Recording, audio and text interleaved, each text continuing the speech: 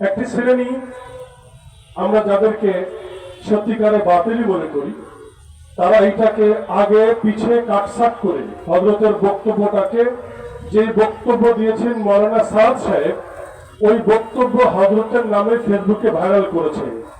তো যারা করেছেন অবশ্যই তারা অপরাধী, তাদের বিচার আল্লাহ করবেন। তো যেহেতু বিষয়টা একটা বিভ্রান্তিকর বিষয় হয়ে গেছে এবং হযরতের উপরে এটাকে চাপানোর চেষ্টা করা হচ্ছে, আমি হযরতের কাছে বিনীত অনুরোধ করবো, বক্তব্য শেষে 1-2 মিনিটে হলেও এটাকে একটু খোলাসা করে দিলে আমাদের সাধারণ ওলামায়ে কেরামের জন্য, সাধারণ দিনদার মানুষের জন্য বড় উপকৃত হয়। আল্লাহ তাআলা আমাদের সকলকে তৌফিক দান করেন। এ পর্যায়ে অত্যন্ত গুরুত্বপূর্ণ আলোচনা পেশ করবেন আজকের এই মাহফিলের প্রধান বক্তা, প্রধান আকর্ষণ, মুনাজিরে জামান, খতিবে আজম আল্লামা নুরুল ইসলাম ওলিপুরি দামাত বরকাতুহুম, শাইখুল হাদিস ও মুহতামিম জামিয়া নূরে মদিনা মাদ্রাসা হবিগঞ্জ। আমি হযরতকে তার মূল্যবান তাকরীর পেশ করার জন্য বিনীত অনুরোধ করছি।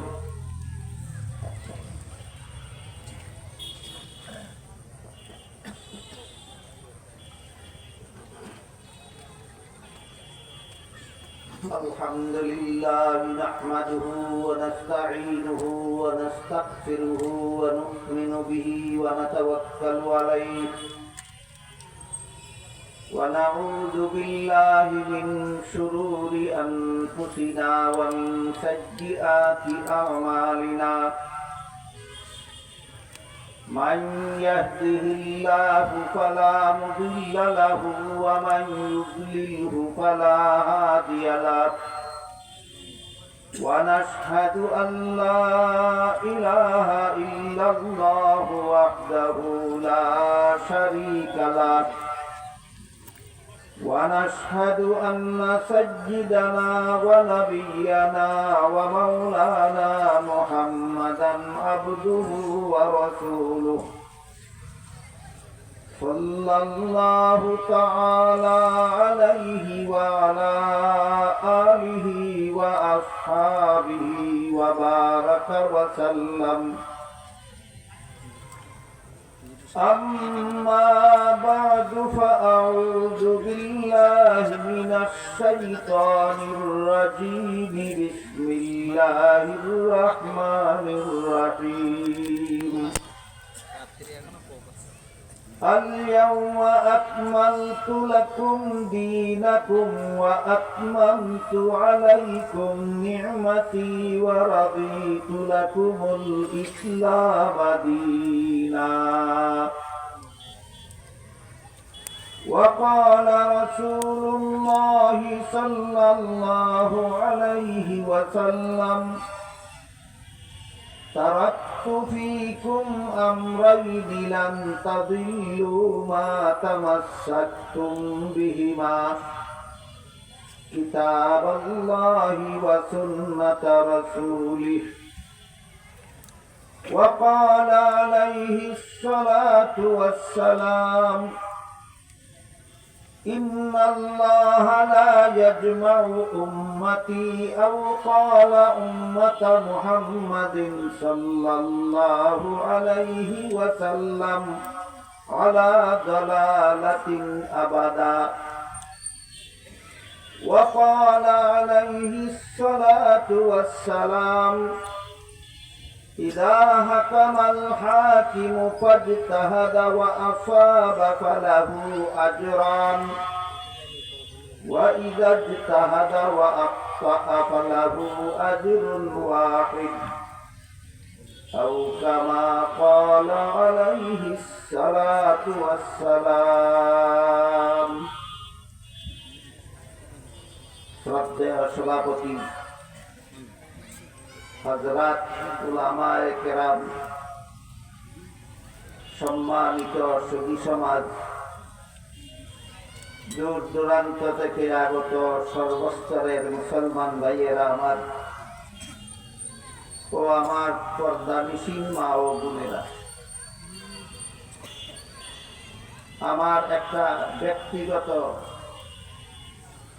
অসুবিধার কথা আপনাদেরকে না বললে হয়তো আমাকে কেউ ভুল বুঝতে পারে। সেটা হলো আমার বাড়ি থেকে আপনাদের এখানে আসতে সারা দিন ব্যয় হয় রাস্তায়, আর এখান থেকে আবার বাড়ি যেতে সারা রাত রাস্তায় চলে যায়। এই 24 ঘন্টার ভিতরে আমার 1 ঘন্টাও ঘুমের মতো সময় থাকে না। এই জন্য ইন্তেজামিয়া কমিটির সাথে আমার কথা ছিল, মাগরিবের পর আমি বয়ান করে চলে গেলে অন্তত কিছু সময় বাড়ি গিয়ে ঘুমাবার মতো সুযোগ পাব। কিন্তু আসার পরে দেখলাম এই ব্যবস্থা এখানে নাই।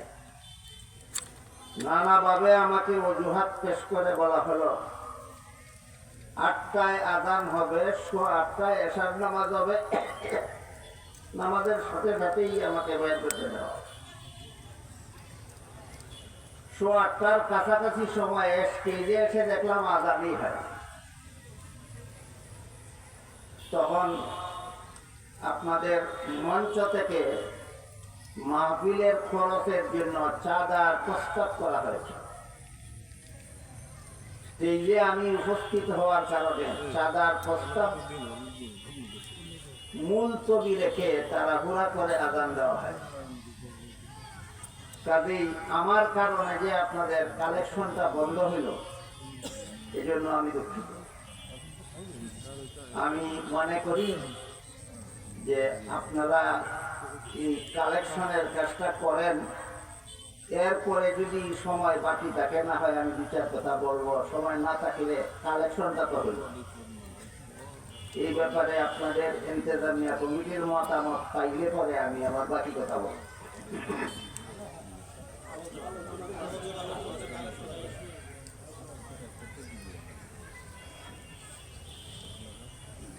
তাহলে আমার কারণে আপনাদের ক্ষতি হল।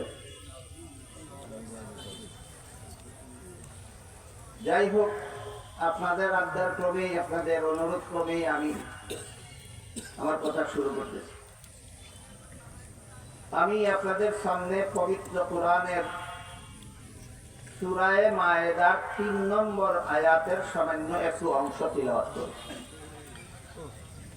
তাতে আল্লাহ বলেন, আল ইয়াউমা আকমালতু লাকুম দীনাকুম। এর অর্থ হলো আজকে আমি তোমাদের দ্বীনকে পরিপূর্ণ করে দিলাম। এখানে যে আল্লাহ বলেছেন আমাদের দ্বীনকে পরিপূর্ণ করে দিয়েছেন, আমাদের দ্বীন বলতে কি বোঝায়? এইটা হলো এক প্রশ্ন। আরেক প্রশ্ন হলো পরিপূর্ণ করে দেওয়ার ব্যাখ্যা। আমার মনে হয় দ্বিতীয় প্রশ্নের জবাবের আলোচনা পর্যন্ত আজকে আমি যেতে পারবো না। শুধুমাত্র দ্বীন শব্দের কিছু ব্যাখ্যা পবিত্র কোরআনের বিভিন্ন আয়াত থেকে আপনাদের সামনে তুলে ধরার চেষ্টা করি। তারপরে যদি সময় সুযোগ থাকে, আমারও স্বাস্থ্যে মানায়, আপনাদেরও ধৈর্য হয় শুনতে, দেখা যাবে পরিপূর্ণতার ব্যাখ্যার আলোচনা করা যায়। আপাতত দ্বীন শব্দের ব্যাখ্যা নিয়ে আলোচনা শুরু হচ্ছে। এই দ্বীন শব্দটা আল্লাহ কোরআনের বিভিন্ন আয়াতে ব্যবহার করেছে। অনেক আয়াতে দ্বীন শব্দটা আল্লাহ ব্যবহার করেছে, কিন্তু সবগুলি আয়াতে একই অর্থে নয়, বরং বিভিন্ন আয়াতে আল্লাহ দ্বীন শব্দকে বিভিন্ন অর্থে ব্যবহার করেছে। তাই প্রথমেই আমরা মনে রাখি যে দ্বীন একটা শব্দ আল্লাহ কোরআনের সবগুলি আয়াতে একই অর্থে নয়, বরং বিভিন্ন আয়াতে বিভিন্ন অর্থে ব্যবহার করেছে। পরবর্তী কথাগুলি সহজে বোঝার জন্য জরুরি ভিত্তিতেই প্রথম থেকেই আমাদের এই কথাটা মনে রাখতে হবে যে দ্বীন শব্দটাকে আল্লাহ কোরআনে বিভিন্ন আয়াতে একই অর্থে না বিভিন্ন অর্থে ব্যবহার করে? বিভিন্ন অর্থে ব্যবহার করে। যেমন দেখুন, সর্বপ্রথম দ্বীন শব্দটা আল্লাহ কোরআনের যে আয়াতে ব্যবহার করেছেন সেটা হলো সূরাতুল ফাতিহার 3 নম্বর আয়াত। এখানে আল্লাহ বলেছেন মালিকি ইয়াউমিদ্দিন। এই আয়াতে আল্লাহ দিন শব্দটাকে কর্মফল অর্থে ব্যবহার করে। আয়াতের অর্থ হলো কর্মফল দান দিবসের মালিক আল্লাহ।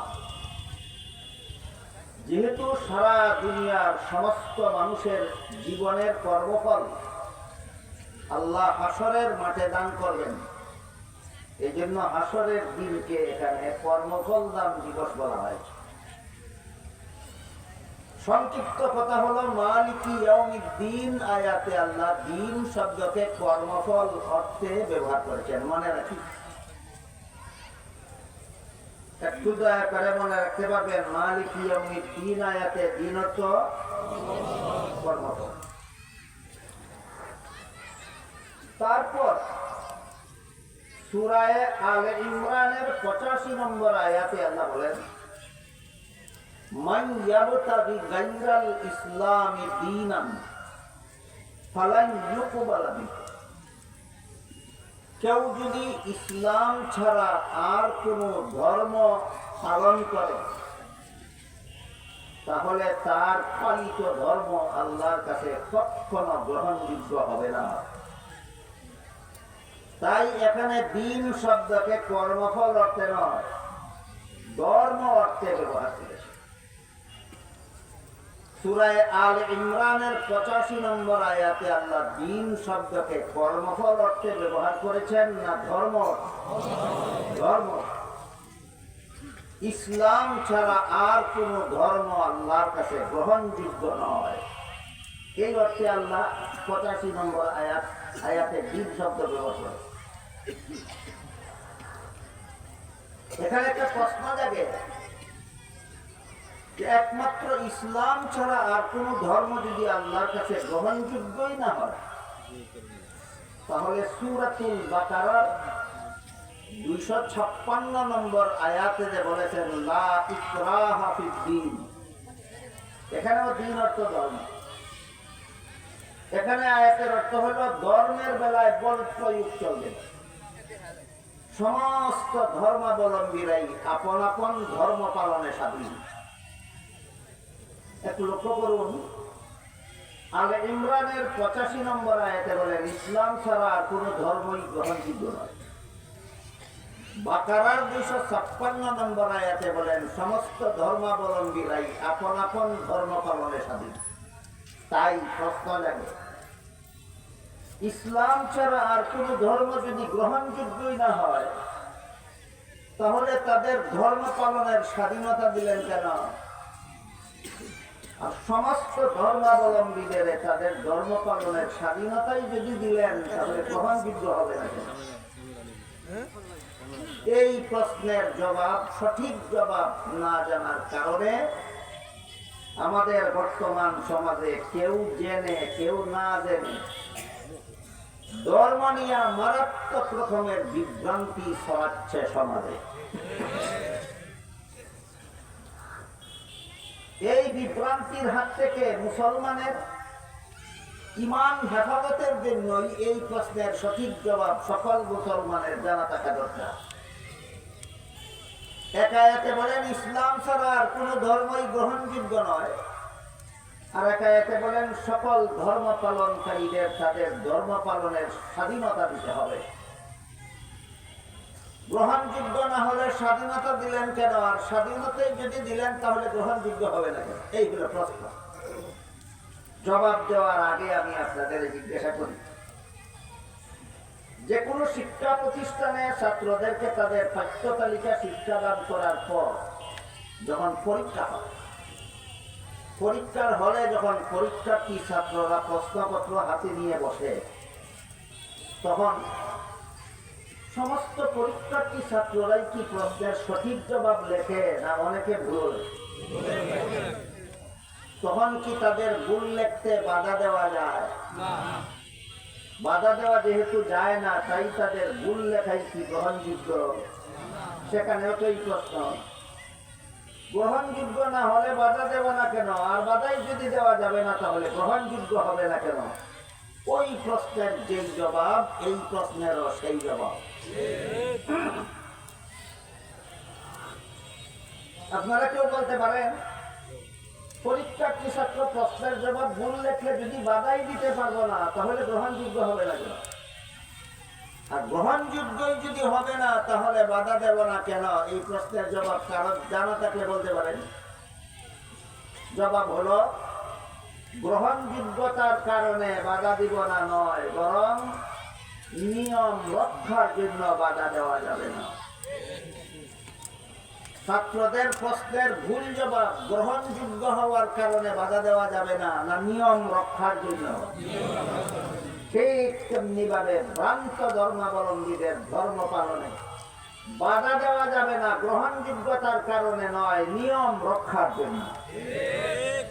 এই সুযোগে যদি কোনো পরীক্ষার্থী ছাত্র ইচ্ছা মতো প্রশ্নের জবাব ভুল লেখে, তাহলে যেভাবে তার কপালে গুড়ার দিন ছাড়া আর কিছু নাই, তেমনি ভাবে এই সুযোগে যদি কেউ দুনিয়াতে ইসলাম ছাড়া আর কোনো ধর্ম পালন করে, তারও কপালে পরকালে জাহান্নাম ছাড়া আর কিছু নাই।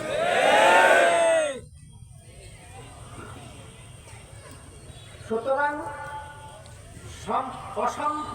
অসাম্প্রদায়িকতার দোহাই দিয়ে, সাম্প্রদায়িক সম্প্রীতির দোহাই দিয়ে যারা সকল ধর্মাবলম্বীকে আল্লাহ কোরআনে আপন আপন ধর্ম পালনের স্বাধীনতা দিয়েছেন, কথাটা বারবার বলে, কিন্তু ইসলাম ছাড়া আর কোন ধর্মই আল্লাহর কাছে গ্রহণযোগ্য নয়, কোরআনের এই কথাটা একবারও বলে না।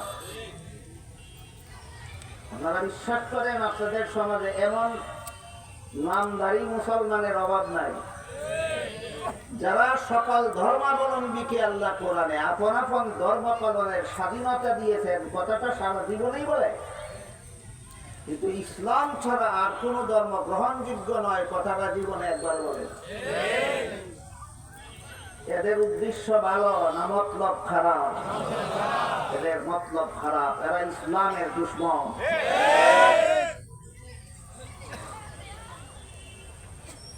আমরা মনে রাখি সূরাতুল ফাতিহার ৩ নম্বর আয়াতে আল্লাহ দ্বীন শব্দকে কর্মফল অর্থে ব্যবহার করেছেন।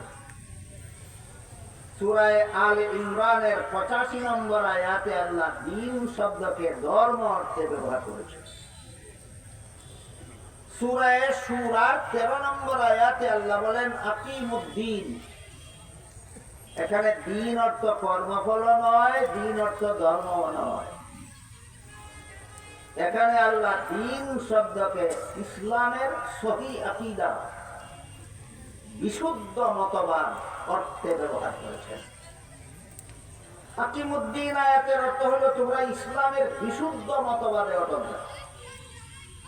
কারণ দুনিয়াতে অনেক মানুষ ইসলামের নামে ভ্রান্ত মতবাদ পোষণ করে। এই রকমের চক্রান্ত থেকে সতর্ক করে দিয়ে আল্লাহ বলেছেন আকিমুদ্দিন, ইসলামের সহি আকীদায় অটল থাকো, ইসলামের বিশুদ্ধ মতবাদে অটল থাকো। যেহেতু অনেক মানুষ ইসলামের নামে ভ্রান্ত মতবাদ পোষণ করে, এজন্যই এদেরকে সতর্ক করে দিয়ে আল্লাহ আকিমুদ্দিন বলেছেন, যারা দাবি করো তোমাদের ধর্ম ইসলাম, তোমরা ইসলামের নামে ভ্রান্ত মতবাদ পোষণ করবে না, ইসলামের বিশুদ্ধ মতবাদে অটল থাকো। আকিমুদ্দিন আয়াতে দ্বীন অর্থ ইসলামের বিশুদ্ধ মতবাদ, আকিমুদ্দিন আয়াতে দ্বীন অর্থ ইসলামের বিশুদ্ধ মতবাদ। সাবধান যারা দাবি করো তোমাদের ধর্ম ইসলাম, তোমরা ইসলামের নামে ভ্রান্ত মতবাদ পোষণ করবা। ইসলামের নামে ভ্রান্ত মতবাদ পোষণকারী দুই প্রকার।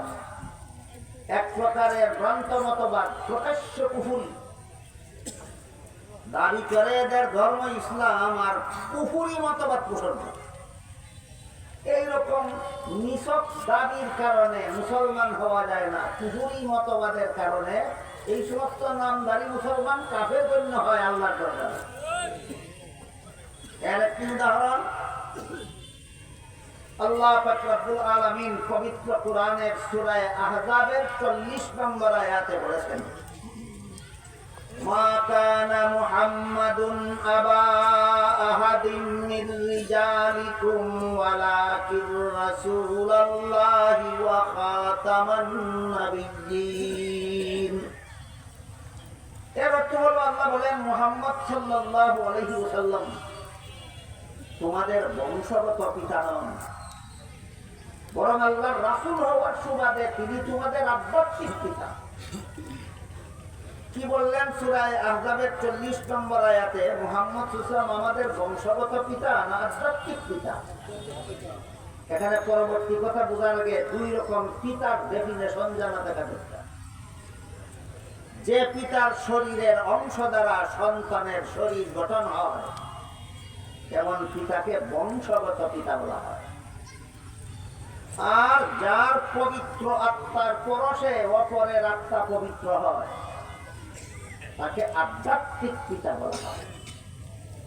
সমস্ত নবী রাসূলগণের আত্মা সকল প্রকার গুনাহ থেকে পবিত্র, তাই এই পবিত্র আত্মার অধিকারী নবীগণের সংস্রবে যারা যায়, তাদের কথা যারা শুনে, তাদের কথা মতো যারা জীবনযাপন করে, এদের আত্মাটাও শেষ পর্যন্ত পবিত্র হয়ে যায়। বুঝে থাকলে এবার বলুন তো, কার পবিত্র আত্মার পরশে কার আত্মা পবিত্র হলো? নবীর পবিত্র আত্মার পরশে উম্মতের আত্মা পবিত্র হলো। এইরকম পবিত্র আত্মার অধিকারী সমস্ত নবী রাসূলগণ। একজনের আত্মাও গুনার দ্বারা কলুষিত নয়, একজন নবীর আত্মাও গুনার দ্বারা কলুষিত নয়। সকল নবীর আত্মা সকল প্রকার গুনাহ থেকে পবিত্র। এই কথাটা আল্লাহ সুস্পষ্ট ভাষায় ঘোষণা দিয়েছেন এক আয়াতে। আল্লাহ বলেন লা ইয়ানালু আহদিজ যালিমিন, গুনাহগারদেরকে আমি নবী বানাই না, আর যাদেরকে নবী বানাই তারা কোনোদিন গুনাহ করে না। আল্লাহর এই ঘোষণাটা দুই একজন নবীর বেলায় ব্যতিক্রম না সকল নবীর বেলায় সার্বজনীন? সার্বজনীন মূলনীতি। সমস্ত নবীগণের জন্য আল্লাহ সার্বজনীন মূলনীতি নির্ধারণ করে দিয়ে বলেন লা ইয়ানালু আহদিজ যালিমিন, আমি নবুয়তের পথ কোনো গুনাহগারকে দেই না, যাদেরকে নবী বানাই তারা জীবনে কোনোদিন গুনাহ করে না।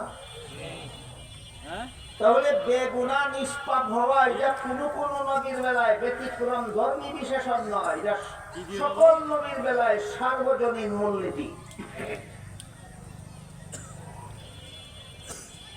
কাজেই কোন নবীর জীবনের কোন ঘটনাকে যদি আপনি মন গড়াভাবে ব্যাখ্যা করেন, তাহলে তাকে গুনাহগার সাব্যস্ত করতে পারবেন। আমার কথা বুঝে থাকলে বলুন, বিশুদ্ধ ব্যাখ্যার দ্বারা কোন নবী গুনাহগার সাব্যস্ত হন না মন গড়া উপব্যাখ্যার দ্বারা? কোন নবীর জীবনের কোন ঘটনাকে যদি আপনি মন গড়া ভাবে অপব্যাখ্যা করেন, তাহলে তাকে গুনাহগার সাব্যস্ত করতে পারবেন। তখন আপনার ব্যাখ্যাটা হবে আল্লাহর সামগ্রিক মূলনীতি বিরোধী। তখন আপনার ব্যাখ্যাটা হবে আল্লাহর সামগ্রিক মূলনীতি বিরোধী। এর একটা উদাহরণ, আল্লাহ আদম আলাইহিস সালামকে জান্নাতে দিয়ে বলেছিলেন, জান্নাতে যেখানে ইচ্ছা সেখানে বসবাস করুন, সব রকমের ফলমূল খান, একটি গাছের ফল খেতে নিষেধ করে। শেষ পর্যন্ত আদম ইবলিসের ধোঁকায় পড়ে নিষিদ্ধ গাছের ফল খেয়েছিলেন। ঘটনা সবাই জানে, কোরআনের বহু আয়াতে আছে, রাসূলের বহু হাদিসে আছে। যাদের ঘটনা জানা আছে বলুন তো, আল্লাহ কি আদম কি আল্লাহর সেই নিষেধ রক্ষা করতে পেরেছিলেন না ইবলিসের ধোঁকায় পড়ে লঙ্ঘন করেছিলেন? এই ঘটনাটাকে যদি আপনি মন গড়া ভাবে এই ব্যাখ্যা করেন যে আল্লাহর আদেশ নিষেধ লঙ্ঘন করলেই গুনাহ হয়, আদম যেহেতু লঙ্ঘন করেছেন তাই আদম গুনাহ করেছেন, এই ব্যাখ্যা ইচ্ছা করলে আপনি করতে পারেন।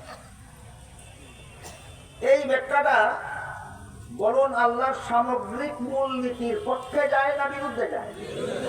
প্রমাণ হয়ে গেল তোমার ব্যাখ্যা মন গড়া। কি প্রমাণ হয়ে গেল? ব্যাখ্যা তোমার মন গড়া। তাহলে বিশুদ্ধ ব্যাখ্যা কোনটা? বিশুদ্ধ ব্যাখ্যা অনেকগুলি আছে। আমি আগেই বলেছি আমার সময় খুবই কম। এই মুহূর্তে আমি রওনা দিলেও আমার বাড়ি করতে ফজরের সময় হবে। তাতে খুব শর্টকাটে কথা বলতে হবে, খুব সংক্ষিপ্ত ভাবে বলার জন্য বলছি। আদমের নিষিদ্ধ গাছের ফল খাওয়ার বিভিন্ন ব্যাখ্যা, বিশুদ্ধ ব্যাখ্যা, যেই ব্যাখ্যাগুলি আল্লাহর মূলনীতির বিরুদ্ধে যায় না, পক্ষে থাকে। এর মধ্যে একটা ব্যাখ্যা হলো, মানুষের জীবনের কোনো কাজে সওয়াব হয়, কোনো কাজে গুনাহ হয়, দুনিয়ার জীবনে, জান্নাতি জীবনে নয়।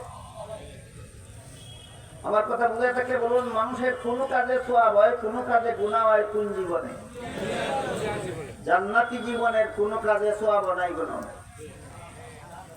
এবার বলুন, আদম নিষিদ্ধ গাছের ফল খেয়েছিলেন কোন জীবনে? এর সাথে সওয়াবের কোনো সম্পর্ক নাই, গুনাহের কোনো সম্পর্ক নেই। এই ব্যাখ্যা বিশুদ্ধ কেন? এই ব্যাখ্যা আল্লাহর মূলনীতির বিরুদ্ধে যায় না। এই ব্যাখ্যা বিশুদ্ধ কেন? এই ব্যাখ্যা আল্লাহর মূলনীতির বিরুদ্ধে যায় না। আল্লাহর মূলনীতি বজায় রেখে মুফাসসিরিনে কেরাম তাফসীরের কিতাবে এই ব্যাখ্যা লিখেছেন। 2 নম্বর বিশুদ্ধ ব্যাখ্যা, দুনিয়ার জীবনেও নিষিদ্ধতার কথা ভুলে গিয়ে আল্লাহর নিষেধ লঙ্ঘন করে ফেললে দুনিয়াতেও গুনাহ হয় না। যেমন ধরুন, রমজান মাসের দিনের বেলায় আপনি রোজাদার, আপনাকে আল্লাহ দিনের বেলায় খানা পিনা করতে আদেশ করেছেন না নিষেধ করেছেন, কিন্তু আপনি যদি রোজার কথা ভুলে গিয়ে খানা পিনা করেই ফেলেন, কারো জানা থাকলে বলুন কি পরিমাণ গুনাহ হবে? একটাও না। কেন? ভুলে। আল্লাহ কুরআনে বলেছেন, আদম ভুলে গেল। তুমি ভুলে গেলে গুনাহ হয় না, তোমার বাবার বাবার বাবা 14 গোষ্ঠীর বাবা আদমে ভুলে গেলে গুনাহ হয়। তুমি নবীর জীবনী শিক্ষা কোথায়? তুমি কোরআন শিখেছ কার কাছে?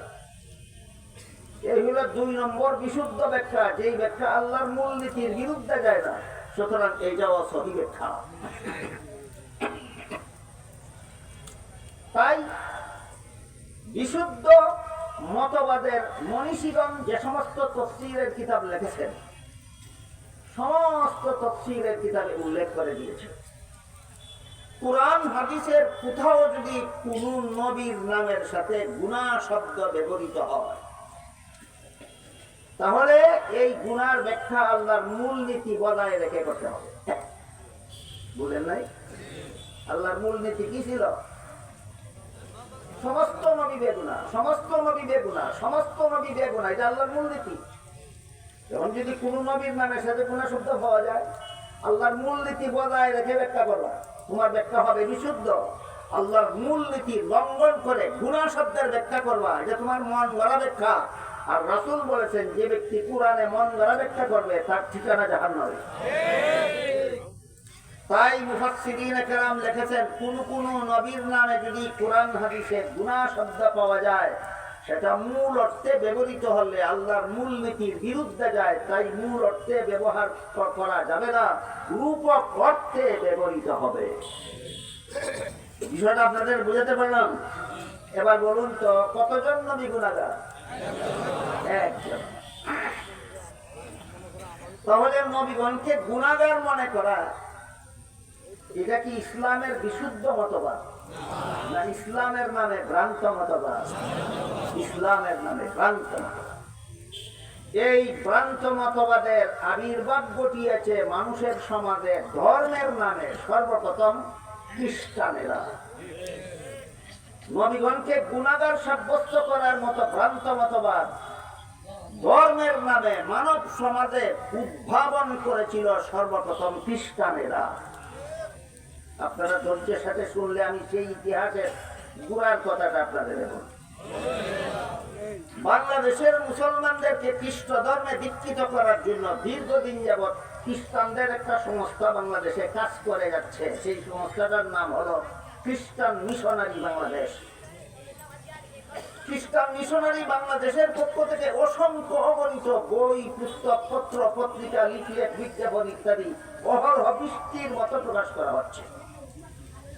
এই সমস্ত বই পুস্তকের মধ্যে খ্রিস্টানদের লেখা একটা পুস্তকের নাম কুরআনের আলোকে বেহেশতে যাওয়ার পথ।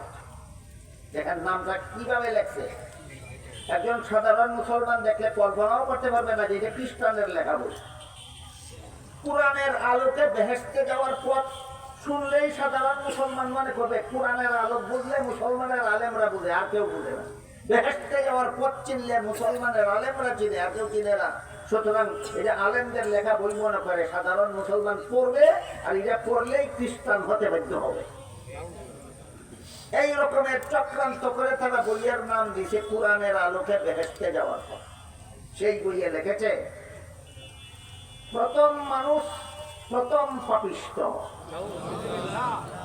আপনারা বলুন প্রথম মানুষটার নাম কি? ইনি শুধু প্রথম মানুষ না প্রথম নবীও? হ্যাঁ, প্রথম মানুষও প্রথম নবী।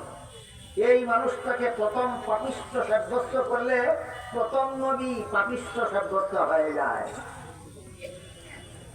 সেই বইয়ে লেগেছে এই মানুষটার পাপ কি ছিল? এই মানুষটার পাপ ছিল জান্নাতে নিষিদ্ধ গাছের ফল খাওয়া। জান্নাতের নিষিদ্ধ গাছের ফল খাওয়াকে যুক্তি হিসাবে দাঁড় করিয়ে আদমকে গুনাহগার সাব্যস্ত করা। খ্রিস্ট ধর্মের এই মতবাদটা বুঝার পরে আপনারা বলুন এটা মুসলমানি মতবাদ না খ্রিস্টানি মতবাদ? আমি আগেই বলেছি আদমের নিষিদ্ধ গাছের ফল খাওয়া গুনার আওতায় পড়ে, গুনার আওতায় পড়ে। খ্রিস্টানেরা বলে এটাই ছিল তার পাপ। সুতরাং প্রথম নবী প্রথম মানুষ আদম প্রথম পাপিষ্ঠ, নিষিদ্ধ গাছের ফল খাওয়া ছিল তার পাপ।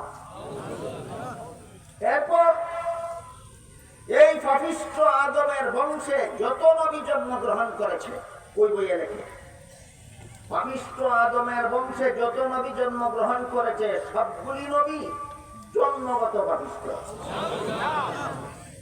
এদের কি পাপ? এদের পাপ হলো পাপিষ্ঠের বংশে জন্মগ্রহণ করাটাই এই পাপিষ্ঠ নবীদের পাপ। আপনারা বলুন তো, একটা অসৎ লোকের ঘরে একটা শিশু সন্তান জন্মগ্রহণ করলে তার বাবা অসৎ হওয়ার কারণে এই শিশু সন্তান পাপিষ্ঠ হয়? তাই এটা কি ধর্মের কথা না ধর্মের নামে গাঁজাখুরি কথা? খ্রিস্ট ধর্মের নামে এমন গাঁজাখুরি কথা খ্রিস্টানেরা তাদের বইয়ে লিখে রেখেছে। এখান থেকে শুরু হইল নবীগণকে গুনাহগার সাব্যস্ত করার গ্রন্থ মতবাদ। এখান থেকে শুরু হলো নবীগণকে গুনাহগার সাব্যস্ত করার গ্রন্থ মতবাদ। এরপরে দেখুন আরো কত বড় জঘন্যতম গাঁজাখুরি কথা সেই বইয়ে তারা লিখেছে। লিখেছে যেহেতু পাপিষ্ঠ আদমের বংশে জন্ম হলে নবীরাও পাপিষ্ঠ হয় জন্মগত ভাবেই, তাই আল্লাহ একজন নবীকে নিষ্পাপ জন্ম দেওয়ার জন্য সেই নবীকে আর পাপিষ্ঠ আদমের বংশে জন্ম না দিয়ে আল্লাহ নিজের ঔরসে জন্ম দিলেন। একমাত্র তিনি হলেন নিষ্পাপ নবী এবং আল্লাহর পুত্র, তিনি হলেন হযরত ঈসা আলাইহিস সালাম। বুঝে থাকলে আবার বলুন, খ্রিস্ট ধর্মের গাঁজাখুরি নামে খ্রিস্ট ধর্মের এই মতবাদ বুঝে থাকলে বলুন, নবীগণকে গুনাহগার বা পাপিষ্ঠ সাব্যস্ত করা মুসলমানি মতবাদ না খ্রিস্টানি মতবাদ? বুঝে হোক না বুঝে হোক, যে সমস্ত মুসলমানেরা মন গড়া উপব্যাখ্যার মাধ্যমে নবীগণকে গুনাহগার সাব্যস্ত করে, এরা ইচ্ছায় অনিচ্ছায় খ্রিস্টানদের মতো ধর্মের নামে গাঁজাখুরি মতবাদ চালু করার ষড়যন্ত্রে লিপ্ত।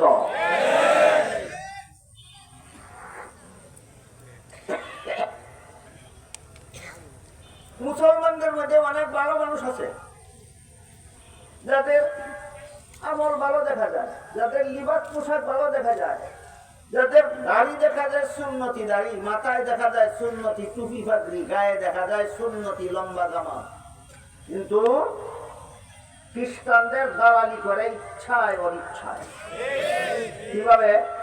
বলে হযরত জাকারিয়া আলাইহিস সালাম আল্লাহর দরবারে শাস্তিযোগ্য অপরাধ করেছিল। এইটাকে এই ফার্সি ভাষায় বলে গুনাহ। ফার্সি ভাষায় বলে গুনাহ। শাস্তিযোগ্য অপরাধের নাম ফার্সি ভাষায় গুনাহ, আরবি ভাষায় মাসিয়ত। আরবি ভাষায় মাসিয়ত, বাংলা ভাষায় মহাপাপ। বাংলা ভাষায় মহাপাপ। জাকারিয়া আলাইহিস সালাম আল্লাহর দরবারে শাস্তিযোগ্য অপরাধ করেছিলেন, গুনাহ করেছিলেন। ইউসুফ আলাইহিস সালাম আল্লাহর দরবারে শাস্তিযোগ্য অপরাধ করেছিলেন, গুনাহ করেছিলেন। মুসা আলাইহিস সালাম আল্লাহর দরবারে শাস্তিযোগ্য অপরাধ করেছিলেন। এমনকি মুহাম্মদুর রাসূলুল্লাহ সাল্লাল্লাহু আলাইহি ওয়াসাল্লাম আল্লাহর দরবারে শাস্তিযোগ্য অপরাধ করেছিলেন। সুন্নতি লিবাসদারি, সুন্নতি টুপিদারি, সুন্নতি পাগড়িদারি, সুন্নতি জুব্বাদারি মুসলমান, এমন কিছু মুসলমান আছে তারাও এই কথাগুলি বলে। মুহাম্মদুর রাসূলুল্লাহ সাল্লাল্লাহু আলাইহি ওয়াসাল্লাম আল্লাহর দরবারে শাস্তিযোগ্য অপরাধ করেছেন। এই ভালো মানুষটার নাম হযরত মাওলানা সাদ সাহেব। এই ভালো মানুষটার নাম হযরত মাওলানা সাদ সাহেব। এই লোকটার অনুসারীরা এতনা বড়, এই লোকটার অনুসারীরা এতনা বড় ইতর, আমার এই প্রতিবাদী কথাটাকে ডিলেট করে দিয়ে, সাদ বলেছে কথাটা ডিলেট করে দিয়ে, আমার কণ্ঠে যে তার কথাটা আবৃত্তি করেছি ওইটাই মিডিয়াতে দিয়ে আমার কথা মানে চালিয়ে দেয়। কেতনা বড় বান্দর!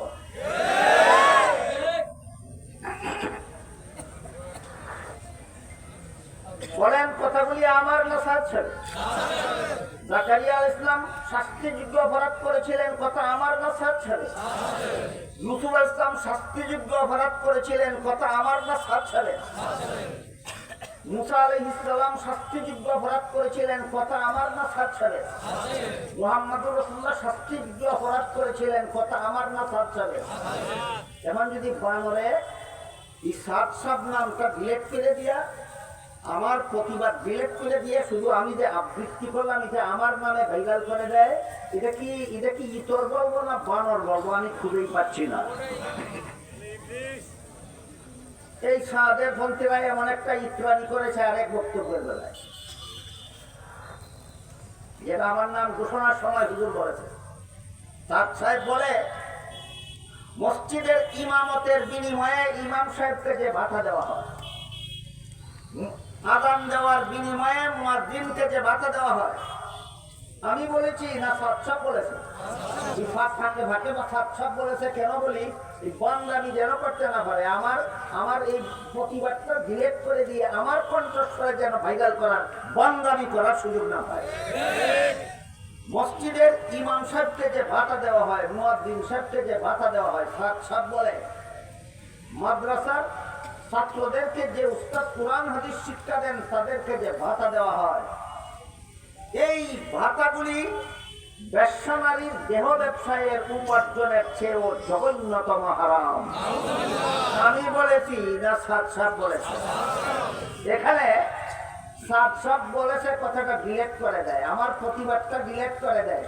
আর আমি যে আবৃত্তি করলাম আমার কণ্ঠে, এই আবৃত্তিটা আগে পিছিয়ে ডিলেট করে আবৃত্তিটা ইলেকট্রনিক মিডিয়াতে দিয়ে আমার নামে ভাইরাল করে দেয়। কেতনা বড় ইবলিস হলে এমন ইসলামি করতে পারে? এজন্য বলেছি নবীগণকে অনেক ভালো মানুষ আকৃতি দেখা যায় ভালো মানুষ, কিন্তু নবীগণকে পাপিষ্ঠ সাব্যস্ত করে। এই সমস্ত ইত্রামি কর্ণওয়ালাদের মধ্যে একজন হইল হযরত মাওলানা সাদ সাহেব। তিনি বলে জাকারিয়া আলাইহিস সালাম আল্লাহর দরবারে শাস্তিযোগ্য অপরাধ করেছেন। আমি বলি না সাদ সাহেব বলে। তিনি বলেন ইউসুফ আলাইহিস সালাম আল্লাহর দরবারে শাস্তিযোগ্য অপরাধ করেছেন। আমি বলি না সাদ সাহেব বলে। এই কথাটা বারবার বলছি কেন? কারণ বান্দানি করবে, এই আগে পরে ডিলেট করে একটু আমার নামে ভাইরাল করে দেবে। এই সাদ সাহেব বলে মুসা আলাইহিস সালাম আল্লাহর দরবারে শাস্তিযোগ্য অপরাধ করেছিলেন। এই সাদ সাহেব বলে মুহাম্মদুর রাসূলুল্লাহ সাল্লাল্লাহু আলাইহি ওয়াসাল্লাম আল্লাহর দরবারে শাস্তিযোগ্য অপরাধ করেছেন। এবার বলুন, নবীগণকে শাস্তিযোগ্য অপরাধী সাব্যস্ত করা, নবীগণকে গুনাহগার সাব্যস্ত করা, এতক্ষণের কথা বুঝে থাকলে বলুন এটা মুসলমানি মতবাদ না খ্রিস্টানি মতবাদ? এই মতবাদ যারা মুসলমান সমাজে চালু করে, এরা জেনে হোক না জেনে হোক এরা খ্রিস্টানের দালালি করে। এই জন্য বলছিলাম সূরাতুল ফাতিহার 3 নম্বর আয়াতে আল্লাহ দিন শব্দকে ব্যবহার করেছেন কর্মফল অর্থে। সূরা আলে ইমরানের 85 নম্বর আয়াতে আল্লাহ দিন শব্দকে ব্যবহার করেছেন ধর্ম অর্থে। সূরা শুরার 13 নম্বর আয়াতে আল্লাহ দিন শব্দ ব্যবহার করেছেন ইসলামের বিশুদ্ধ মতবাদ অর্থে। আকিমুদ্দিন অর্থ ইসলামের বিশুদ্ধ মতবাদে অটল থাকা। বাংলা ভাষা বোঝাবার জন্য আমি বিশুদ্ধ মতবাদ বলেছি। ইসলামিক পরিভাষায় বলে সহি আকীদা। সহি আকীদা বললে অনেক অতি বাঙালিরা বুঝে না, কিছু অতি বাঙালিও আছে, আছে না? কিছু অতি বাঙালিও আছে নামাজকে বলে উপাসনা। নামাজকে কি বলে? উপাসনা। আমরা ছোটবেলায় দেখতাম সম্মানিত আলেম বুজুর্গদের নাম বলার সাথে সাথে সাহেব বলা হইত। সাহেব শব্দের মর্ম হইল সাহিবুল ফজলে ওয়াল কামাল, তিনি সুযোগ্য, আল্লাহর দৃষ্টিতে মর্যাদা সম্পন্ন। এই হইল সাহেব শব্দের। আজকাল কিছু অতি বাঙালির আবির্ভাব হয়েছে। হিন্দুর নামেও বলে মহোদয়, মুহাদ্দিস সাহেবের নামেও বলে মহোদয়। মহোদয়ের তো কি? মহাযুগ উদয় সমান মহোদয়। মহাযুগ উদয়, মহা ব্যক্তি উদয় হয়েছেন মঞ্চে। এটা তো হিন্দু হইতে পারে, মুহাদ্দিস হইতে পারে। তাহলে হিন্দুর যেই উপাধি, মুহাদ্দিসের সেই উপাধি কারা দেয়? অতি বাঙালিরা দেয়। বাঙালি হওয়া অবশ্যই দরকার। আমরা বাঙালি, বাঙালি হওয়া খুবই ভালো, অতি বাঙালি হওয়া ভালো নয়।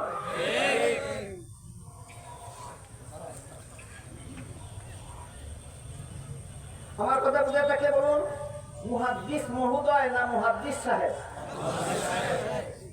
হযরত মাওলানা মহোদয় না হযরত মাওলানা সাহেব? সাহেব মানে আল্লাহর দৃষ্টিতে সম্মানিত, আল্লাহর দৃষ্টিতে মর্যাদাশীল। আর মহোদয় হিন্দুও হইতে পারে, মহোদয় ইহুদিও হইতে পারে, মহোদয় খ্রিস্টান হইতে পারে, মহোদয় বৌদ্ধ হইতে পারে, মহোদয় নাস্তিক হইতে পারে, মহোদয় বেঈমান হইতে পারে। এই জন্য বলেছি সূরা শুরার 13 নম্বর আয়াতে যে আল্লাহ বলেছেন আকিমুদ্দিন, এখানে দিন শব্দের অর্থ হইল সহি আকীদা। সহি আকীদা বললে অতি বাঙালিরা বুঝবে না, এজন্য অতি বাঙালিদের জন্য বুঝার বাকি না থাকে। তাই বলেছি আকিমুদ্দিন আয়াতে যে আল্লাহ বলেছেন তোমরা ইসলামের সহি আকীদায় অটল থাকো, এর অর্থ হইল বিশুদ্ধ মতবাদে অটল থাকো। কি মতবাদ? বিশুদ্ধ মতবাদ। অনেক মানুষ ইসলামের নামে কুফরি মতবাদ পোষণ। এর 1 নম্বর উদাহরণ কাদিয়ানি। 1 নম্বর উদাহরণ কাদিয়ানি। কাদিয়ানি প্রসঙ্গটা শেষ করি, তারপরে অন্য প্রসঙ্গে যাই। সূরা আহজাবের 40 নম্বর আয়াতে আল্লাহ বলেন ওয়ালাকিন রাসূলুল্লাহি ওয়া খাতামান নাবিয়্যিন, মুহাম্মদুর রাসূলুল্লাহ যেহেতু আল্লাহর রাসূল, তাই তিনি তোমাদের আধ্যাত্মিক পিতা, রূহানি বাবা। আধ্যাত্মিক পিতা বলতেছিলাম, আধ্যাত্মিক পিতা কাকে বলে? যার পবিত্র আত্মার পরশে অপরের আত্মা পবিত্র হয়। সমস্ত নবীগণের আত্মা সকাল সকাল গুনাহ থেকে পবিত্র। তাই নবীগণের সংস্রবে যারা যায়, নবীগণের কথা মতো যারা জীবন যাপন করে, তাদের আত্মাটাও আল্লাহ শেষ পর্যন্ত পবিত্র করে দেন। সুতরাং সমস্ত নবীগণ হলেন আপন আপন উম্মতের আধ্যাত্মিক পিতা। বুঝে থেকে বলুন তো, 1-2 নবী উম্মতের আধ্যাত্মিক পিতা না সকল নবী? সকল। কিন্তু এক হাদিসে আল্লাহ রাসূল বলেন ইন্নাল্লাহ ফাদ্দালানি আলাল আম্বিয়া ওয়া ফাদ্দালা উম্মতি আলাল উমাম। আল্লাহ আমাকে সকল নবীর উপর শ্রেষ্ঠ মর্যাদা দান করেছেন, আর আমার উম্মতকে সকল নবীর উম্মতের উপর শ্রেষ্ঠ মর্যাদা দান করেছেন। আমি সমস্ত নবীগণের চেয়ে শ্রেষ্ঠ, আর আমার উম্মত সকল নবীর উম্মতের চেয়ে শ্রেষ্ঠ। একটু বুঝে শুনে একটা কথার জবাব দিবেন, না বুঝলে চুপ থাকবেন, জবাব আমি দেব। উম্মতের আধ্যাত্মিক পিতা হওয়া কি শুধু আমাদের নবীর একক গুণ, না সকল নবীর ব্যাপক গুণ? তাহলে সূরা আহজাবের 40 নম্বর আয়াতে যে আল্লাহ বলেন ওয়ালাকিন রাসূলুল্লাহি, আল্লাহর রাসূল হিসেবে তিনি তোমাদের আধ্যাত্মিক পিতা। আধ্যাত্মিক পিতা হওয়া তো আমাদের নবীর আলাদা গুণ নয়, এটা তো সকল নবীর গুণ। আমাদের নবীর আলাদা গুণ গেল কোথায়? প্রশ্নের জবাবে আল্লাহ বলেন ওয়া খাতামান নাবিয়্যিন, তোমাদের নবীর একক গুণ হইল তিনি খাতামুন নবিয়্যিন। আর কোন নবীকে আমি খাতামুন নবিয়্যিন বানাইনি, একমাত্র তোমাদের নবীকে খাতামুন নবিয়্যিন বানিয়েছি। মানে নাকি পরবর্তী কথাগুলি বোঝার জন্য সূরা আহজাবের 40 নম্বর আয়াতে আল্লাহ আমাদের নবীকে বৈশিষ্ট্যপূর্ণ গুণে গুণান্বিত হিসাবে খাতামুন নবিয়্যিন উপাধিতে ভূষিত করেছেন। এই খাতামুন নবিয়্যিনের অর্থ কি? তিরমিজি শরীফের বর্ণিত হাদিসে রাসূল বলেন, লা তাকুমুস সাআতু হাত্তা ইউবাসা দাজ্জালুনা কাযযাবুনা কুল্লুহুম ইয়াজআমু আন্নাহু নাবিয়্যুন ওয়া আনা খাতামুন নাবিয়্যিন লা নাবিয়্যা বাদি। এর অর্থ হলো আমার পরে কিয়ামত পর্যন্ত যদি কেউ নবী হওয়ার দাবি করে, আমার আবির্ভাবের পর থেকে কিয়ামত পর্যন্ত যদি কেউ নবী হওয়ার দাবি করে, তাহলে সে হবে মিথ্যাবাদী দাজ্জাল। কারণ বর্ণনা করে রাসূল বলেন, আমার পরবর্তী কেউ নবী হওয়ার দাবি করলে সে মিথ্যাবাদী দাজ্জাল হবে। কেন? কারণ হলো আল্লাহ যে আমাকে খাতামুন নবিয়্যিন বলেছেন, এর অর্থ হলো শেষ নবী। এর অর্থ হলো শেষ নবী। সূরা আহজাবের 40 নম্বর আয়াতে আল্লাহ আমাদের নবীকে খাতামান নবিয়্যিন বলেছেন। তিরমিজি শরীফের হাদিসে রাসূল তার অর্থ বলে দিয়েছেন শেষ নবী। কাদিয়ানীরা মানে না। সূরা আহজাবের 40 নম্বর আয়াত মানে না, মানে না। কোরআনের কোন আয়াত যে মানে নাই, না মানাটা ইসলামী মতবাদ না কুফরি মতবাদ। অথচ তারা দলের নাম দিয়েছে আহমদিয়া মুসলিম জামাত। আমরা মুসলমানের দল। কিসের নামে কিসের দল? ইসলামের নামে কাফিরের দল। ইসলামের নামে। এই জন্য আল্লাহ বলেন আকিমুদ্দিন, সাবধান, ইসলামের নামে কুফরি করবা না। যারা মুসলমান বলে দাবি করো, ইসলামের বিশুদ্ধ মতবাদে অটল থাকো। এটা হলো ইসলামের নামে ভ্রান্ত মতবাদের একটি উদাহরণ। যেই ভ্রান্ত মতবাদের কারণে তার ধর্ম ইসলাম থাকে না, সে কাফের সাব্যস্ত হয়ে যায়। আরেক প্রকার ভ্রান্ত মতবাদ আছে, কাফেরও হয় না, ভ্রান্ত মতবাদের দ্বারা কাফেরও হয় না, নির্ভেজাল মুসলমানও থাকে না। কাফেরও হয় না, নির্ভেজাল মুসলমানও থাকে না। এইটাও ইসলামের নামে ভ্রান্ত মতবাদ। এই ধরনের গ্রন্থ মতবাদের পর্যায়ে পড়ে নবীগণকে গুনাহগার সাব্যস্ত করা। এই ধরনের গ্রন্থ মতবাদের পর্যায়ে পড়ে কি? নবীগণকে গুনাহগার সাব্যস্ত করা। আলোচনা একটু আগেই করে ফেলেছি। আমার কথা বুঝে থাকলে বলুন, যারা মন গড়া ব্যাখ্যা, অপব্যাখ্যার মাধ্যমে, অপব্যাখ্যার আশ্রয়ে আল্লাহর সামগ্রিক মূলনীতি বিরোধী ব্যাখ্যা করে কোনো না কোনো নবীকে গুনাহগার সাব্যস্ত করে, এরা ইসলামের বিশুদ্ধ মতবাদে আছে, এরা ইসলামের নামে ভ্রান্ত মতবাদী। আল্লাহ পাক রব্বুল আলামিন বলেন আকিমুদ্দিন, সাবধান, ইসলামের নামে ভ্রান্ত মতবাদ প্রচার করবে না। যারা দাবি করো তোমাদের ধর্ম ইসলাম, তোমরা ইসলামের বিশুদ্ধ মতবাদে অটল থাকো। সূরা ফাতিহার 3 নম্বর আয়াতে দ্বীন শব্দকে আল্লাহ কর্মফল অর্থে ব্যবহার করেছেন। সূরা আলে ইমরানের 85 নম্বর আয়াতে আল্লাহ দ্বীন শব্দকে ধর্ম অর্থে ব্যবহার করেছেন। সূরা শূরার 13 নম্বর আয়াতে আল্লাহ দ্বীন শব্দকে ইসলামের বিশুদ্ধ মতবাদ অর্থে ব্যবহার করেছেন। তিনটা অর্থ মনে রাখতে পারলে চতুর্থ নম্বর অর্থটা বলুন। একটু দেখি আপনারা কতজন মনে রাখতে পারলেন। মালিক ইয়াউমিদ্দিন আয়াতে দ্বীন অর্থ কি? কর্মফল। মাইয়াবতাগি গায়রাল ইসলামি দীনান, সূরা আলে ইমরানের 85 নম্বর আয়াতে দ্বীন অর্থ কি? ধর্ম। সূরা শূরার 13 নম্বর আয়াতে আকিমুদ্দিন আয়াতে দ্বীন অর্থ কি? ইসলামের বিশুদ্ধ মতবাদ। এবার তাহলে 4 নম্বর অর্থটা আমি আপনাদের সামনে আজকে যে আয়াত তেলাওয়াত করেছি সেটা হলো সূরা মায়েদার 3 নম্বর আয়াতের সামান্য অংশ। এখানে আল্লাহ বলেন আল ইয়াউমা আকমালতু লাকুম দীনাকুম, আজকে আমি তোমাদের দ্বীনকে পরিপূর্ণ করে দিলাম। এখানে দ্বীন অর্থ কর্মফল নয়, এখানে দ্বীন অর্থ ধর্ম নয়, এখানে দ্বীন অর্থ বিশুদ্ধ মতবাদ নয়। এখানে দ্বীন শব্দকে আল্লাহ ইসলামের বিধিবিধান অর্থে ব্যবহার করেছেন। আয়াতের অর্থ হলো আজ থেকে আমি তোমাদের ইসলামের যাবতীয় বিধিবিধান পরিপূর্ণ করে দিলাম। একটু দয়া করে বলবেন বুঝে থাকলে, আল ইয়াউমা আকমালতু লাকুম দীনাকুম আয়াতে যে আল্লাহ বলেছেন আজকে থেকে আমি তোমাদের দ্বীনকে পরিপূর্ণ করে দিলাম। এখানে দ্বীন অর্থ ইসলামের ইসলামের বিধিবিধান পরিপূর্ণ করে দিলাম। ইসলাম মানব জীবনের কিয়ামত পর্যন্ত মানব জীবনের সব সমস্যার সমাধান একমাত্র ইসলামের বিধিবিধানে নিহিত আছে। মানব জীবন কিয়ামত পর্যন্ত কোন মানুষ কোন দুনিয়াতে কোন সমস্যার সম্মুখীন হলে সমাধানের জন্য ইসলামের বাইরে কোথাও যেতে হবে না।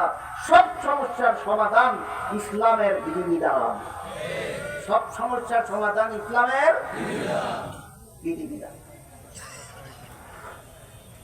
এখানে একটা প্রশ্ন আসছে না।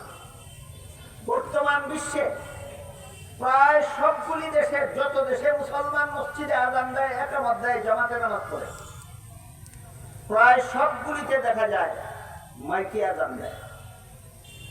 অনেকখানে মাইকে একামত দেয়, অনেক বেশি মুসল্লি হইলে মাইকে নামাজও পড়ানো হয়। আপনাদের এলাকার মাইকে আযান দেওয়া হয় কোথাও? এই মাইকে আযান দেওয়া ইসলামের বিধান? আপনারা জবাব দিবেন, আমি প্রশ্নটা বলি, আমি জবাব আমি দেব। এই মাইকে আযান দেওয়া ইসলামের বিধান মতো জায়েজ না না জায়েজ? যদি বলেন জায়েজ, বলুন কোরআন হাদিসের কোথায় আছে। যদি বলেন না জায়েজ, বলতে হবে কোরআন হাদিসের কোথায়। অথচ মাইকে আযান দেওয়া, মাইকে একামত দেওয়া, মাইকে নামাজের ইমামতি করা জায়েজ অথবা না জায়েজ এমন কথা কোরআনেও খুঁজে পাবেন না, হাদিসেও খুঁজে পাবেন না।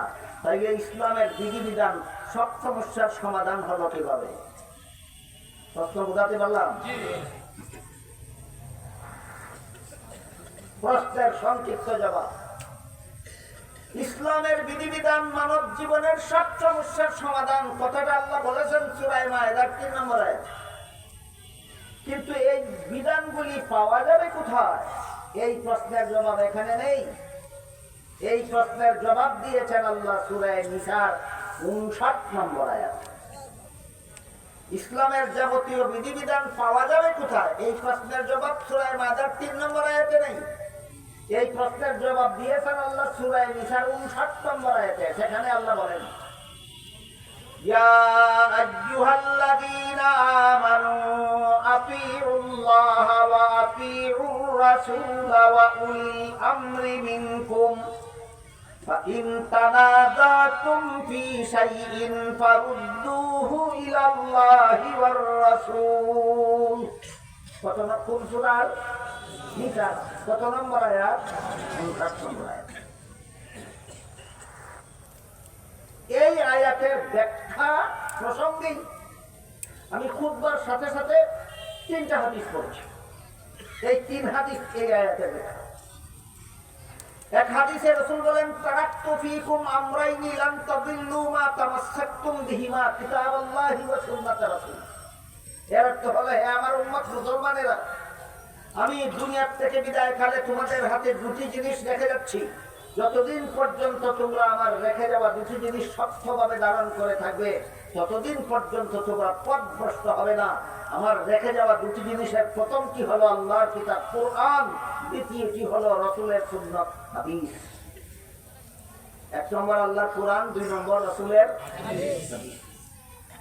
দ্বিতীয় যে হাদিসটা পড়েছি, সেই হাদিসে রাসূল বলেন, ইন্নাল্লাহা লা ইয়াজমাউ উম্মতি আও ক্বালা উম্মাতা মুহাম্মাদিন সাল্লাল্লাহু আলাইহি ওয়া সাল্লাম আলা দালালাতিন আবাদা। এর মর্ম হলো, ভবিষ্যতে তোমাদের জীবনের কোন সমস্যার সমাধান যদি সরাসরি কোরআন হাদিসে খুঁজে না পাও, সরাসরি কোরআন হাদিসে খুঁজে কোরআন হাদিসের আলোকে গবেষণা করে সমাধান বের করার দায়িত্ব দিয়েছেন আল্লাহ একদল মানুষের হাতে।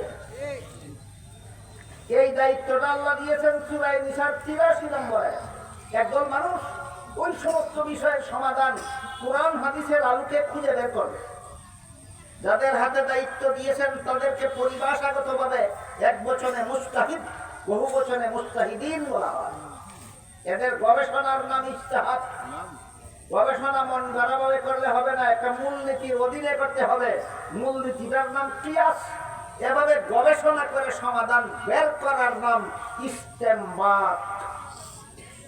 আপনারা যারা আলেম নন, আপনাদের এই পারিভাষিক শব্দগুলি বোঝারও দরকার নাই, স্মরণ রাখার দরকার নেই।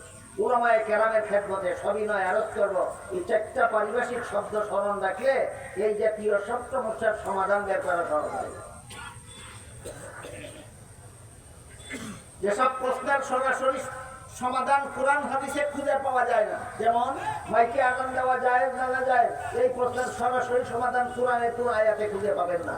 এই প্রশ্নের সরাসরি সমাধান রাসূলের কোন হাদিসে খুঁজে পাওয়া যাবে না। এই জাতীয় সমস্যাগুলির সমাধান গবেষণা করে বের করার জন্য আল্লাহ একদল মানুষের হাতে দায়িত্ব দিয়েছেন। সূরা নিসার ৮৩ নম্বর আয়াতে এদের উপাধি হইল এরা মুস্তাহিদ। এদের উপাধি, এদের গবেষণার নাম, এরা মন গড়া গবেষণা করবে না, একটা নীতিমালার অধীনে, নীতিমালাটার নাম কিয়াস। এভাবে সমাধান বের করার নাম ইস্তেমবাত। এরা যদি ঐক্যবদ্ধ সমাধান বের করে, এরা যদি ঐক্যবদ্ধ সমাধান বের করে, তাহলে আল্লাহ রাসূল হাদিসে বলেছেন এটার নাম উম্মতের ইজমা, আর কোরআনে আল্লাহ বলেছেন উলুল আমর।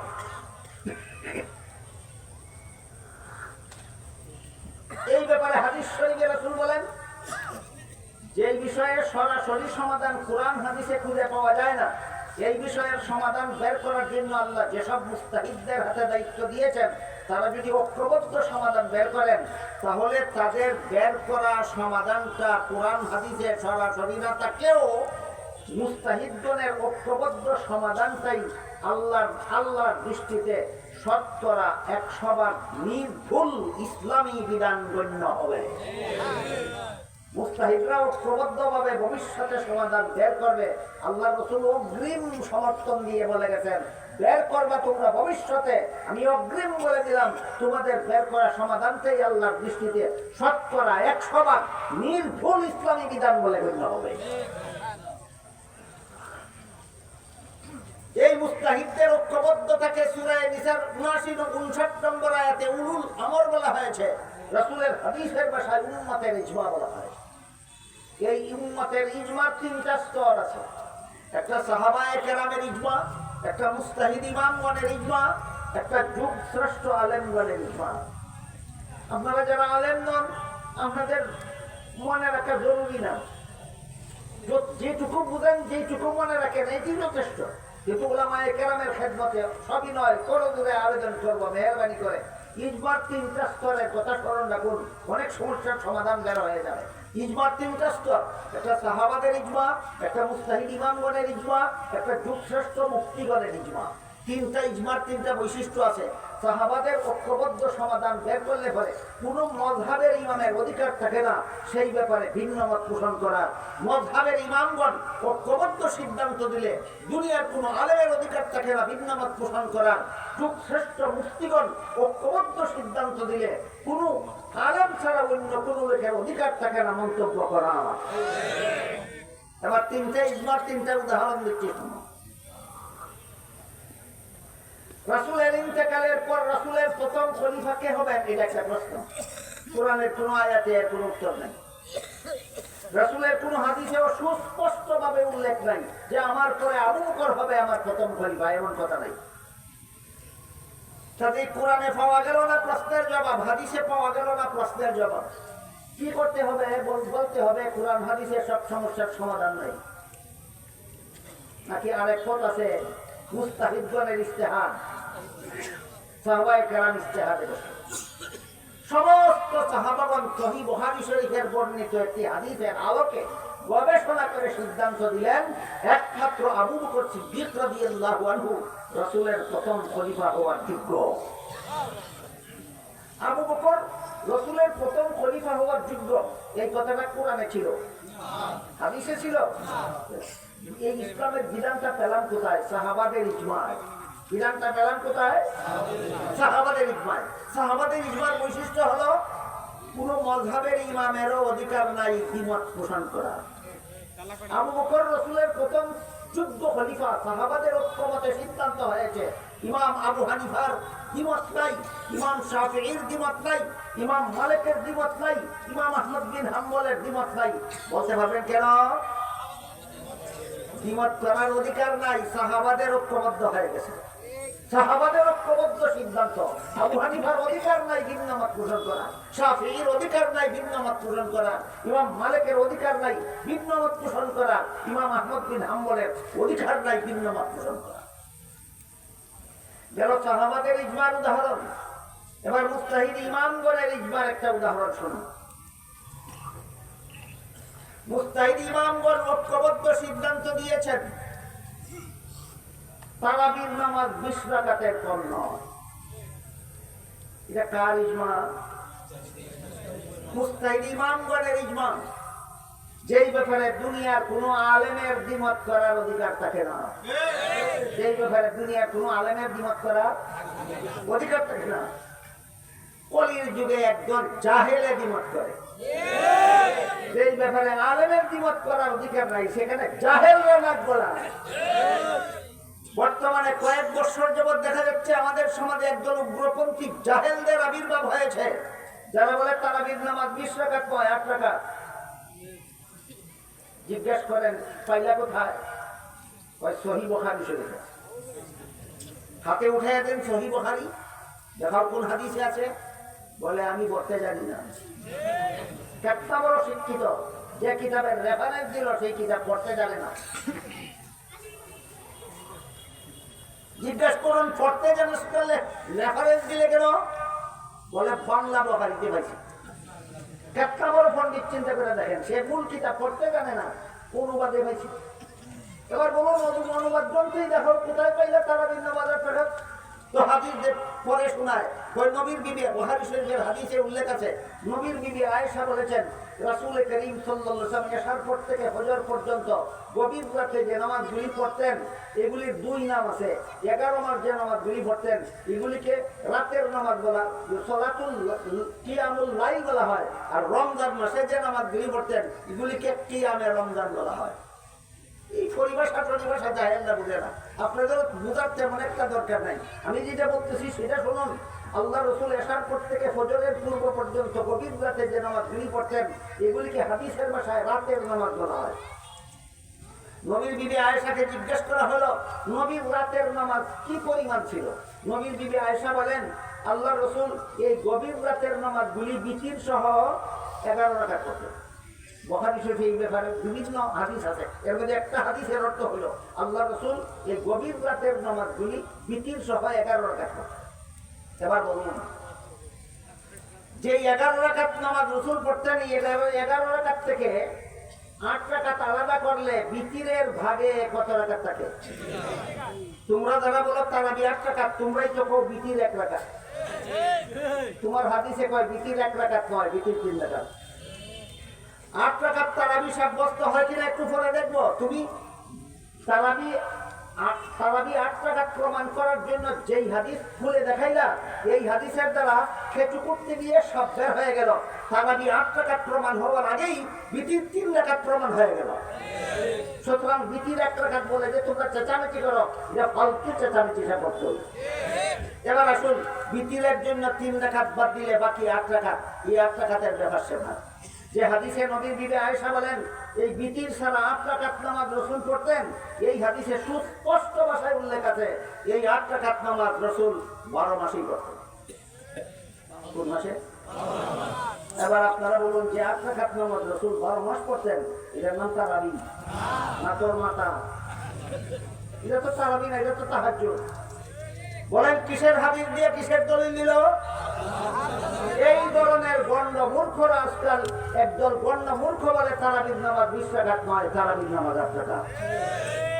অথচ তারাবির নামাজ 20 রাকাতের কম নয়। এই ব্যাপারে মুজতাহিদ ইমামগণের ঐক্যবদ্ধ সিদ্ধান্ত হয়েছে।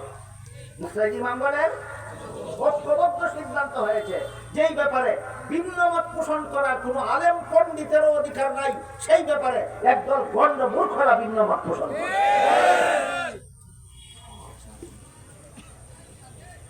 গেল যুগ শ্রেষ্ঠ আলেম কিরাম মুজতাহিদ ইমামগণের ইজমার উদাহরণ। এবার শুনুন যুগ শ্রেষ্ঠ আলেমগণের ইজমার উদাহরণ।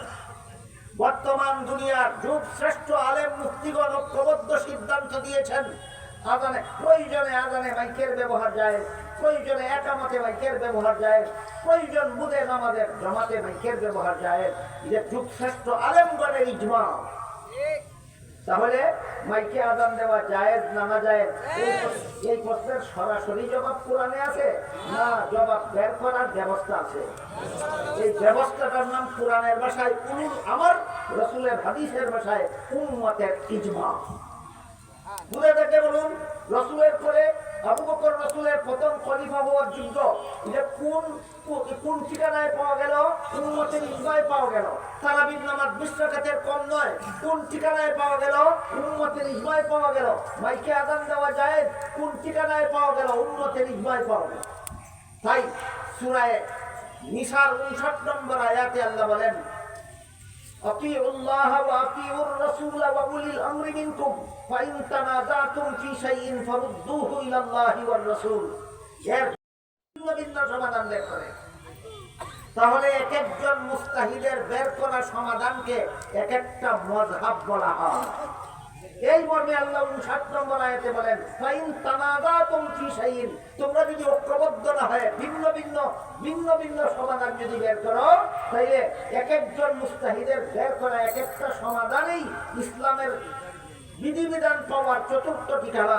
সূরা নিসার 59 নম্বর আয়াতে আল্লাহ ইসলামের যাবতীয় বিধিবিধান পাওয়ার 4 ঠিকানা চিহ্নিত করে দিয়েছেন। 1 নম্বর ঠিকানার নাম আল্লাহর কোরআন, 2 নম্বর ঠিকানার নাম রাসূলের হাদিস, 3 নম্বর ঠিকানার নাম উম্মতের ইজমা, 4 নম্বর ঠিকানার নাম মুস্তাহিদগণের মাযহাব। সূরা নিসার 59 নম্বর আয়াতে আল্লাহ ইসলামের যাবতীয় বিধিবিধান কত ঠিকানায় পাওয়া যাবে বলে দিয়েছেন। প্রথম ঠিকানার নাম আল্লাহর কোরআন। আমি যেভাবে বলি, আমি জিজ্ঞেস করলে সেভাবে বলবেন। প্রথম ঠিকানার নাম আল্লাহর কোরআন, দ্বিতীয় ঠিকানার নাম রাসূলের হাদিস, তৃতীয় ঠিকানার নাম উম্মতের ইজমা, চতুর্থ ঠিকানার নাম ইমাম মুস্তাহিদগণের মাযহাব। চতুর্থ ঠিকানার নাম মুস্তাহিদগণের মাযহাব। এখন যদি আপনি বলেন আমি উম্মতের ইজমা মানি না, তাহলে সূরা নিসার 59 নম্বর আয়াত মানেন না। এখন যদি বলেন আমি মাযহাব মানি না, তাহলে আপনি সূরা নিসার 59 নম্বর আয়াত মানেন না। 59 নম্বর আয়াত মানতে হলে কোরআন মানতে হবে, হাদিস মানতে হবে, ইজমা মানতে হবে, মাযহাব মানতে হবে। যারা মাযহাব মানে না এরা বলে, প্রশ্ন করে, মাযহাব যদি ইসলামের বিধানের কোনো ঠিকানা হয়ে থাকতো, তাহলে সাহাবায়ে কেরামের মধ্যে মাযহাব ছিল না কেন? আবু বকরের নামে একটা মাযহাব হলো না কেন? খলিফা উমরের নামে একটা মাযহাব হলো না কেন? উসমানের নামে একটা মাযহাব হলো না কেন? আলীর নামে একটা মাযহাব হলো না কেন? সাহাবায়ে কেরামের নামে কোনো মাযহাব হলো না কেন? আমি বলবো এই গণ্ডমূর্খরা সাহাবাও চিনে না, মাযহাবও চিনে না। আবু বকরের একটা মাযহাব ছিল আলাদা, এই মূর্খরা জানে না। হযরত উমরের একটা মাযহাব ছিল আলাদা, এই মূর্খরা জানে না। হযরত ইবনে আব্বাসের একটা মাযহাব ছিল আলাদা, মূর্খরা জানে না। হযরত ইবনে মাসউদের একটা মাযহাব ছিল আলাদা, মূর্খরা জানে না। নবীর বিবি আয়েশার একটা আলাদা মাযহাব ছিল, মূর্খরা জানে না। দুই একটা উদাহরণ দেব। আমি আশা করি নবীর খাঁটি উম্মত হিসাবে আপনারা সকলে জানেন এবং বিশ্বাস করেন। রাসূল করিম সাল্লাল্লাহু আলাইহি ওয়াসাল্লাম মেরাজের রাতে সশরীরে জাগ্রত অবস্থায় 7 আসমানের উপরে জান্নাত জাহান্নাম পরিদর্শনে আল্লাহর সাক্ষাতে গিয়েছিলেন। বিশ্বাস করেন? তখন আল্লাহ রাসূল চাক্ষুষভাবে জান্নাত দেখেছেন, চাক্ষুষভাবে জাহান্নাম দেখেছেন, আল্লাহর সাথে সাক্ষাতে কথাবার্তা বলেছেন। কিন্তু আল্লাহকে দেখেছেন কিনা এই প্রশ্নের জবাবটা কোরআন হাদিসে পরিষ্কারভাবে নাই। মেরাজের রাতে যখন রাসূল আল্লাহর সাথে কথা বলেছিলেন, তখন আল্লাহকে দেখেছেন কিনা, দেখে থাকলে কিভাবে দেখেছেন, এর ব্যাখ্যা কোরআন হাদিসে নাই। এমন সমাধান কিভাবে বের করতে হয়? ইসলাম